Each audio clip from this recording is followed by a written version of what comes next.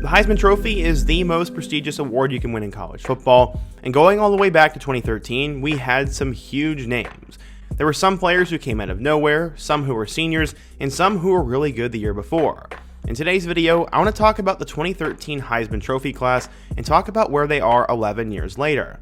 We have 6 guys in total to talk about, but before we get started, if you're a big fan of college football, be sure to subscribe to the channel, leave a like if you want to support today's video, and let me know what player, team, topic, or situation I can cover next. Now let's get started and talk about the 2013 Heisman class 11 years later.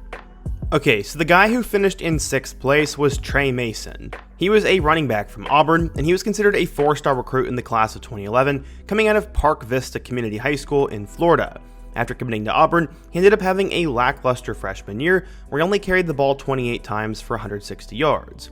As a sophomore, he then ended up going for 1,000 yards and 8 scores on the ground, and was also behind Ontario McCaleb at running back. The problem was Auburn was terrible that year and finished the season at 3-9 and would not win a single SEC game. Despite that, Trey was a bright spot on the team and finished the year 9th in total rushing yards and 7th in yards per attempt with 5.9. He was looking like he was going to become one of the better running backs in the SEC his junior year, and that turned out to be true. He finished the 2013 season with an SEC leading 1,800 yards and 23 touchdowns as Auburn went 12-2, won the SEC, and lost the national championship to Florida State under first-year head coach Gus Malzahn. While quarterback Nick Marshall was the head of the offense, nobody in the SEC could stop Trey Mason from running all over them. He ended up averaging 129 yards per game and 5.7 yards per carry on one of the best defenses in the country. He finished the year as the SEC Offensive Player of the Year, a first-team All-SEC selection, and the MVP of the SEC Championship game where they beat Mizzou. It was good enough for him to be invited to New York City at the end of the year, where he would finish at number 6 in the Heisman Trophy voting. What happened after that? Well, Trey was considered one of the better running back prospects in the 2014 NFL Draft because of his youth and ability, and since he was only a true junior, he was given a lot of hype. He ended up being taken by the St. Louis Rams in the 3rd round and would have a breakout rookie year, as he would take over for Zach Stacy a few weeks into the year and would total 765 yards and 4 touchdowns in 9 starts, and was also on the all-rookie team. But the next offseason, the Rams would draft Todd Gurley from Georgia, and Trey wouldn't be considered the starting back anymore. He only ran for 200 yards and a touchdown and only had 75 carries. That offseason, he essentially quit on the Rams and had some scary behavior issues off the field and did not play at all for them. By 2017, he was cut and was a free agent, and then he spent 2018 in the CFL, but would tear his ACL near the end of the season and was out of football entirely by the end of 2019. What a weird story. The 5th place finisher for the 2013 Heisman Trophy was Texas A&M quarterback Johnny Manziel, and there was some real hype before the year that he'd win the Heisman back-to-back. He was a 4-star recruit out of Texas, and he ended up signing with Texas A&M after he would not get a quarterback offer from his childhood favorite school, the Texas Longhorns. He would then have a crazy redshirt freshman season in 2012, where he threw for 3,700 yards with 26 touchdowns and 9 picks, to go along with 1,400 yards on the ground and 21 scores, and became the first freshman to ever win the Heisman after leading Texas A&M to an 11-2 record and a 5th place finish in the rankings. They'd also beat Oklahoma in the Cotton Bowl, and Johnny Football was a legend. So going into 2013, there was a lot of hype towards him winning the Heisman for a 2nd straight year and becoming one of the best college football players of all time. He ended up developing more as a passer as the Aggie offense moved more into an air raid than a spread option, and he tried to make himself more of an NFL-style player. While he improved as a passer, A&M fell to 9-4 on the season with a win over Duke in the Chick-fil-A Bowl. Johnny threw for 4,100 yards with 37 touchdowns and 13 picks, and ran for 759 yards and 9 scores. He made the first team All-SEC again in 2013, but that was the only recognition he got that year. He declared for the NFL Draft, where he was taken by the Cleveland Browns with the 22nd overall selection. Of course, we all know how he panned out in the NFL. He's one of the greatest first-round busts of all time, since his off-the-field antics weren't handled well in Cleveland, and he never learned how to handle an NFL offense either because of poor coaching or other reasons.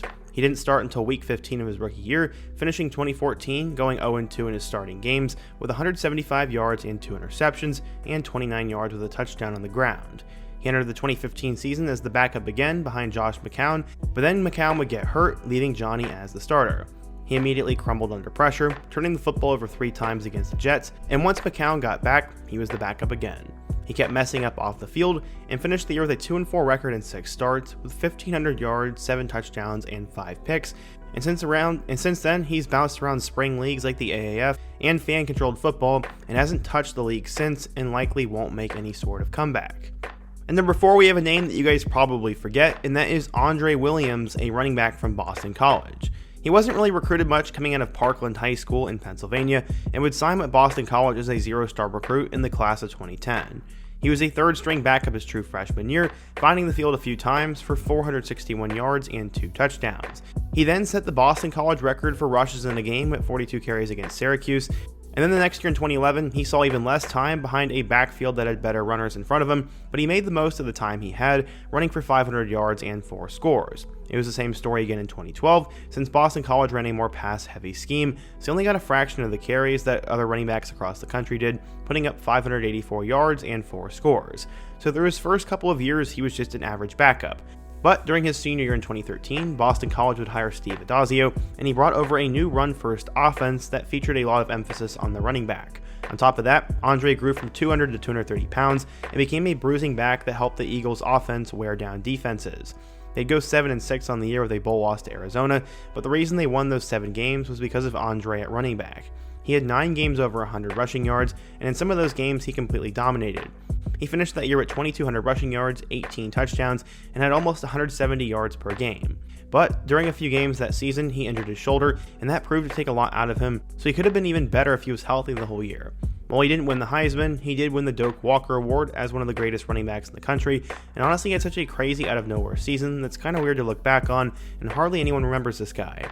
He was drafted by the Giants in the 4th round of the 2014 NFL Draft, but he couldn't break out as the starting running back and was cut before the start of 2016. He'd spent the next 2 years as a backup for the Chargers, before being cut then by the end of the 2018 season and never playing another down in the NFL. He finished his career with 1,000 yards and 8 touchdowns in 4 years in the league. The third place finisher for the 2013 Heisman Trophy was Northern Illinois quarterback Jordan Lynch, and his rise was absolutely crazy. He was another unranked recruit coming out of Mount Carmel High School in Chicago in the class of 2009 and would redshirt for that first season under head coach Jerry Kill, but hardly saw any playing time in both 2010 and 11 since he was sitting behind Chandler Harnish. 2011 saw the Huskies sign a new head coach in Dave Doran after Coach Kill left for Minnesota, and Jordan saw his first action as a starting quarterback in 2012. Up until then, he'd play sparingly as a redshirt freshman and sophomore and was mostly used as a running quarterback. He had 362 rushing yards and 3 touchdowns as a redshirt freshman and 246 yards and 3 touchdowns as a redshirt sophomore, to go along with 179 yards and 2 touchdowns on the ground over his first 2 years. Coach Doran's offense exceeded with a running quarterback in it, so when Jordan became the starter in 2012, NIU quietly became one of the best rushing teams in the country. They finished at 12-2, ranked number 22 in the country, and went undefeated in the MAC. This was all behind Jordan's 3,138 passing yards and 25 touchdowns, as well as 1,800 rushing yards and 19 scores on the ground. He finished 7th in the Heisman voting, was a second-team All-American, and broke the NCAA record for rushing yards by a quarterback. Northern Illinois became the best team in the MAC, and honestly became one of the best underdog stories in the country. In 2013, Jordan was still the team's starting quarterback, and the Huskies went 12-2, this time going undefeated in the regular season, but losing the MAC championship to Bowling Green in their bowl game to Utah State. Still, Jordan went absolutely crazy at the quarterback position, as he finished with 2,900 yards, 24 touchdowns and 8 picks through the air, as well as 1,900 rushing yards and 23 scores. He had 2 games where he ran for over 300 rushing yards and had multiple games where he ran through and caught a touchdown. He was named a first-team All-American as an all-purpose player and broke the quarterback rushing yards record again. Sadly, this was before the Taysom Hill days, and the NFL didn't know how to use his skill set. He went undrafted and signed with the Bears as an undrafted free agent, but would not make it out of training camp and ended up in the CFL with the Edmonton Eskimos, and then he was an all-purpose player for them and scored the game-winning touchdown of the Grey Cup, which is their Super Bowl. He retired from football in 2017 and became NIU's running backs coach. Since 2018, he's been the head coach at his old high school, where he's won 3 state championships.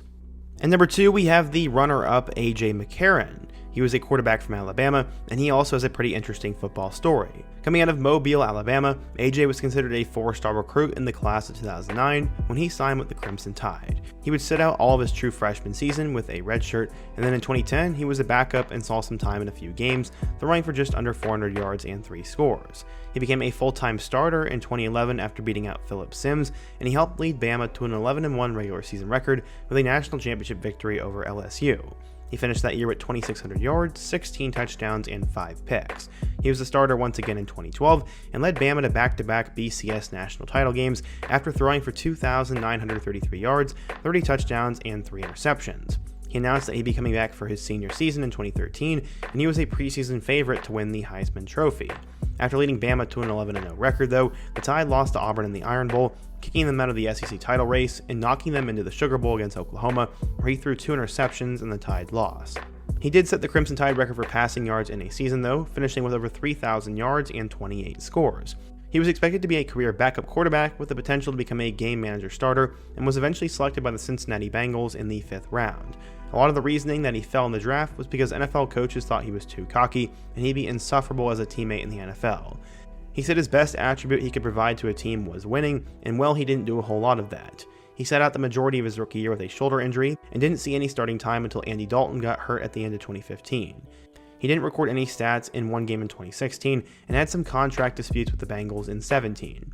He then would sign with the Bills in 2018, but would end up hurting himself, and lost out to Josh Allen, and then got traded to the Raiders. He was cut from Oakland and signed with the Texans, where he was once again a backup and tore his ACL as a backup with the Falcons. He had his most recent amount of success with the St. Louis Battlehawks of the XFL, and he would start for them in 2022, and then spent some time with the Bengals as a backup again in 2023, before returning to the Battlehawks in the UFL for 2024. He finished his NFL career 2-2 as a starter with 1,100 yards and 6 touchdowns and 3 picks. And finally, we have the Heisman Trophy winner, Jamus Winston from Florida State. He was ranked as a 5-star recruit and the #1 dual-threat quarterback in the class of 2012, and he came out of the state of Alabama. He went to Florida State as both a quarterback and a baseball player in 2012, where he sat behind E.J. Manuel and redshirted his true freshman season. 2013 was his first year as a starter for the Seminoles, and he instantly flashed in his first game, throwing for 356 yards and 4 touchdowns against Pitt. A couple weeks later, he went off against Boston College and also went crazy against Maryland. In the win against Clemson the following week, he threw for a season-high 444 yards, as well as 3 scores. His worst game was a win against Miami, where he threw for 300 yards and a touchdown, but also threw 2 interceptions. He never threw any more than 2 in a game the rest of the year, and led the Seminoles to a 12-0 regular season record and a win over Auburn in the BCS National Championship.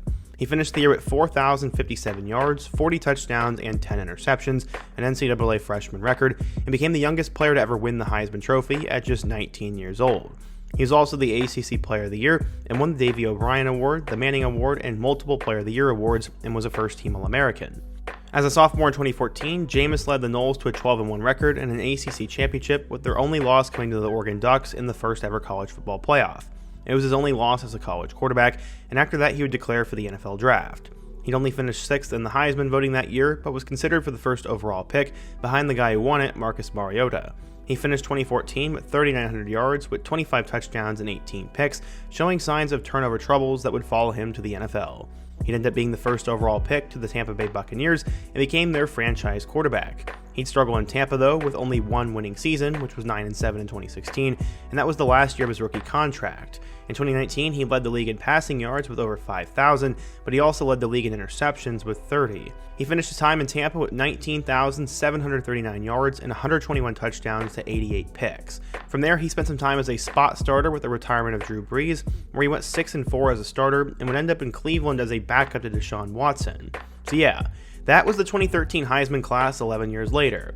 There were a lot of crazy big names in that class, and then one guy who everyone forgot about in Andre Williams. But what do you guys think? What are your thoughts on these 6 players? What class should I cover next? And also be sure to leave a like, subscribe if you're new, and check out all of the videos on the end screen. Hope to see you guys again soon, but until next time, peace.